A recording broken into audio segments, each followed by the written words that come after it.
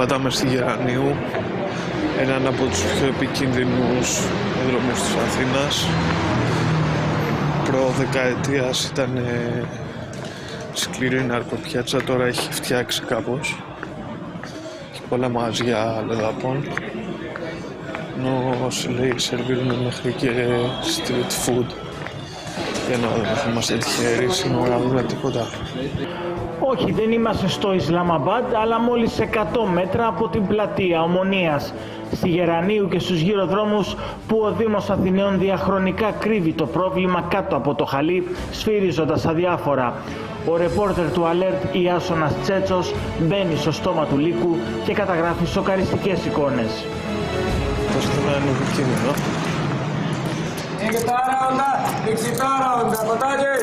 Επικίνδυνο είναι θα σου ένα χειρουργείο.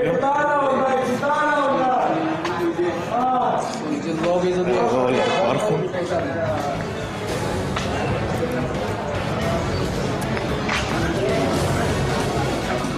Εδώ έχει street food. Φανταστείτε τι θα γινόταν αν περπατούσε μια γυναίκα σε αυτά τα μέρη. Ένα ιδιότυπο άβατο με την ανοχή των αρμοδίων που αδιαφορούν ακόμα και για τη δημόσια υγεία των πολιτών. Hello my friend. Hello. Street food? Yes. How much? 50 cents. 50 cents? Okay, can you make me one?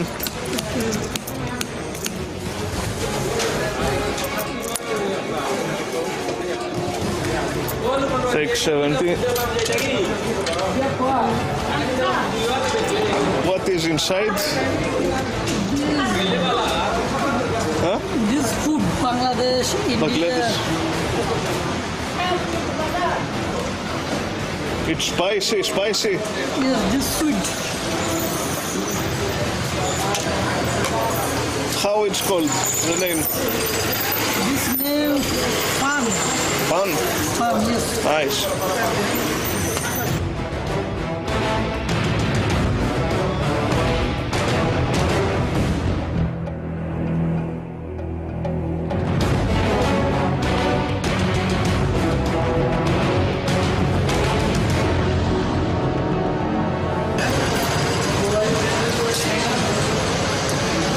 Thank you very much.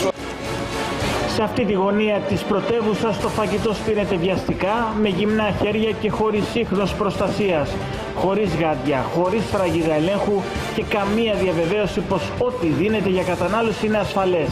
Οι μυρωδιές απλώνται, αλλά μαζί τους και η αβεβαιότητα. Τι θεωρείται δημοφιλές φαγητό? Οπότε έχει φτάσει αυτή η ινδική, πακιστανική, μπαγκλαντεσιανή, μαγειρική, το street food. Έχει φτάσει στην πατρίδα μας. Εδώ μπροστά βλέπετε και αυτοκίνητο της αστυνομίας. Εδώ και εκεί πουλάνε ναρκωτικά κιόλας. Και κανείς δεν μιλάει. Αυτή είναι η κατάδια της Αθήνας σήμερα.